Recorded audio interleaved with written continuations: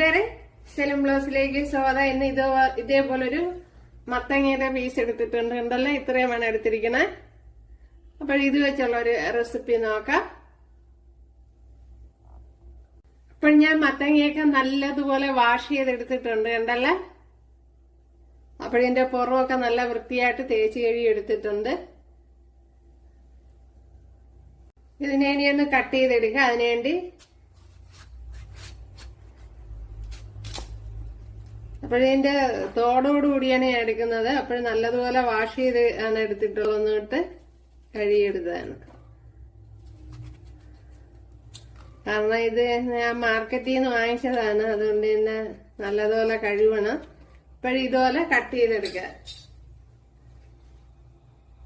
അപ്പൊ ഞാൻ ഇതുപോലെ കട്ട് ചെയ്ത് കൊണ്ടുവന്നിട്ടുണ്ട്. ഉണ്ടല്ലോ കൂട്ടുകാരെ.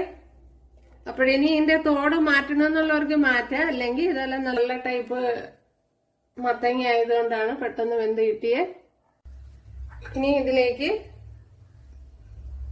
1 ടേബിൾ സ്പൂൺ ഇഞ്ചി ചോപ്പ് ചെയ്തത് ചേർത്ത് കൊടുക്കുക.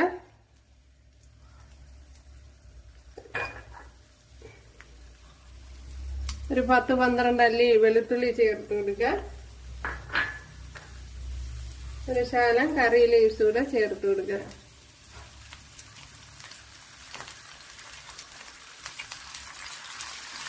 ഇതിനെ ഒന്ന് നല്ല ബ്രൗൺ നിറമാക്കി എടുക്കണം.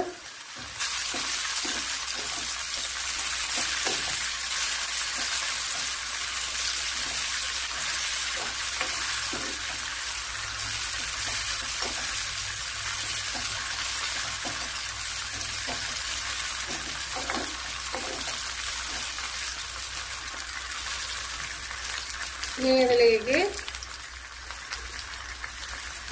ഒരു കായ് തണുത്താണ് ഇരിക്കുന്നത്. അപ്പോഴാ താളിച്ചതിന്റെ ഒരു ചൂട് മാത്രമേ ഉള്ളൂ. ഇനി ഇതിലേക്ക് ചേർത്ത് കൊടുക്കുക. പിന്നെ പുളിപ്പൊക്കെ അവരവരാവശ്യത്തിന് ചേർത്ത് കൊടുക്കുക.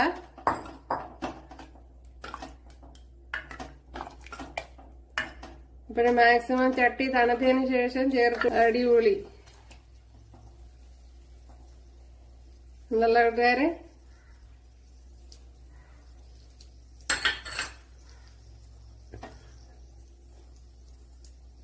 അപ്പോഴെല്ലാരും ചെയ്യുന്നതൊക്കെ ഇഷ്ടമായാൽ സബ്സ്ക്രൈബ് ചെയ്ത് സപ്പോർട്ട് ചെയ്യുക.